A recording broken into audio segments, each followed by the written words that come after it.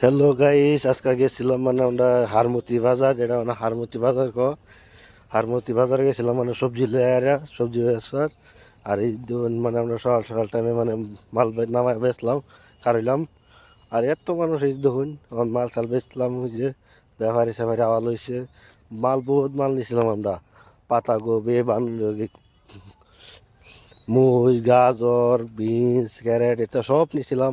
আর ব্যাপারী মানে কি কইয়াম, এত ব্যাপারী আয় হারমতি বাজার, মানে আমি প্রথম গেছি তো দেখে আর আমি কি কইয়াম, আমি নিজেই বেহুশ হয়ে গেছি। এত মানুষ, মাল, এত এত মাল গেছে এ বাজারে, সব মাল শেষ, মাল নাই। এ কয়েকটা মাল আছে। আর এই দেখুন অত সুন্দর সুন্দর সেরিয়ান হইতেছে। আর এই হারমতি বাজার সব সেরিয়ান বেটেন সবই আয় বাজার করবার লাগা, মানে পাহাড় জায়গা যায় খাইসারা, এর লেগিয়া। ওই দেখুন আমরা গেছিলাম এনো, মাল বেচলাম।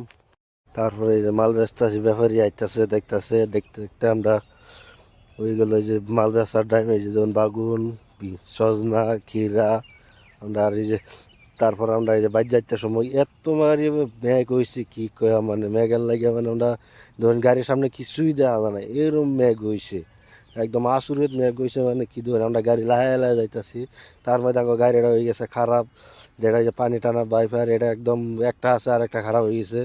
তাই কত ভরা সাফ করুন লাগে। এই ধরুন আমরা যাইতেছি, তাও কিছুই দেখা যায় না, এত বড় পাহাড় দেখা যায়। এই যে মানে বিরাট মেঘ হয়েছে কি কয়া, মানে একদম আচরিত।